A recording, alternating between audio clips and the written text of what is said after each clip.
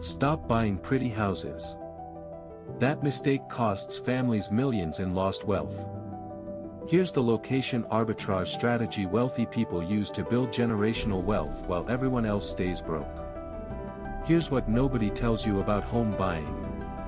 When broke people shop for houses, they focus almost entirely on the property itself. They want the biggest kitchen, the nicest bathrooms, the most impressive curb appeal.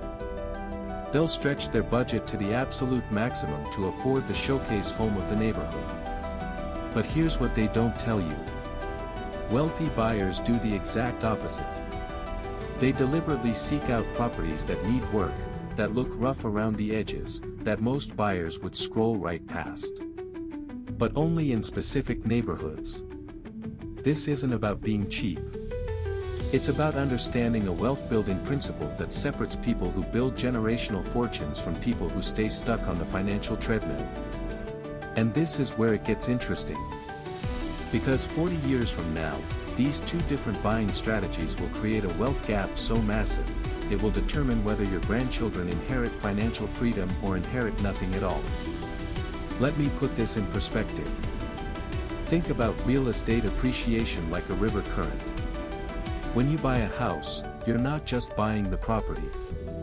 You're buying a seat in whatever economic current that neighborhood is flowing in.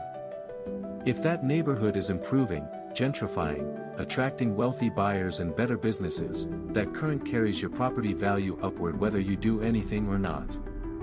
If that neighborhood is declining, experiencing rising crime, business closures, and population flight, that current drags your property value down no matter how beautiful your house is. Here's the brutal truth. You cannot renovate your way out of a bad location. A $200,000 kitchen remodel means nothing if the neighborhood around you is falling apart. If this is blowing your mind already, drop a like because we're just getting started. The wealthy understand this intuitively. They know that a modest house in an elite neighborhood will almost always outperform a mansion in a marginal area. And this is where it gets interesting. Because the data proves this beyond any doubt. The data shows something surprising. A landmark study tracking home values over 40 years revealed that location accounts for roughly 70% of long-term appreciation, while the condition and features of the house itself account for only 30%. Think about that for a second. That means for every dollar of value your property gains, 70 cents comes from where it sits, not what it looks like.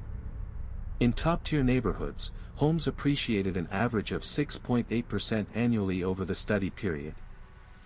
In declining neighborhoods, homes appreciated only 2.1%, and in some cases actually lost value despite improvements. Let me make this real. If you bought a $300,000 home in an elite neighborhood 40 years ago, applying that 6.8% rate, that property would be worth over $4.3 million today. The same $300,000 in a declining area at 2.1%. Worth around $680,000. Same starting price, same time period. Over $3.6 million difference. Just because of location. Here's the real opportunity. When you buy the worst house on the best street, you unlock something called the ceiling effect.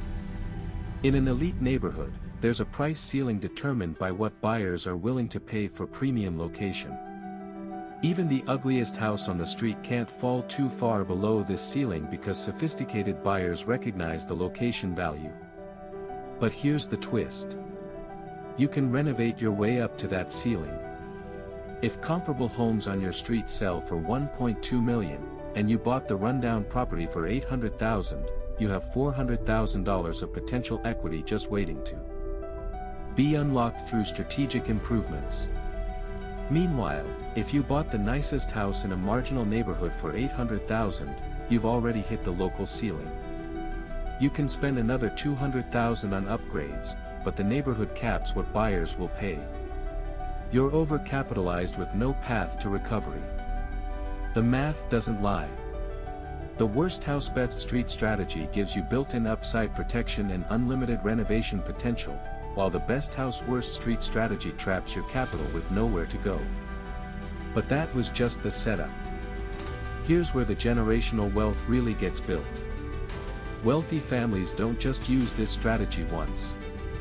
They use it systematically across generations. Here's their playbook. Buy the worst house in an elite school district. Why? Because school quality drives neighborhood demand more than almost any other factor. Even families without children pay premium prices for top school districts because they know future buyers will too. This creates a self-reinforcing appreciation cycle. Then, they make strategic improvements over time, not all at once. They understand that living in a B- house in an A+ location beats living in an A+ house in a B- location every single day. And this is how you profit from it. 20 years later, they've built massive equity through both appreciation and strategic renovation. They either sell and upgrade to the next worst house best street opportunity, or they pass the property to their children, who inherit not just a house but a position in an appreciating asset class. This is the wealth flywheel that middle-class families never discover because they're too busy chasing granite countertops. Here's what the wealthy do instead of trusting gut feelings. They use specific indicators to identify neighborhoods with strong appreciation potential.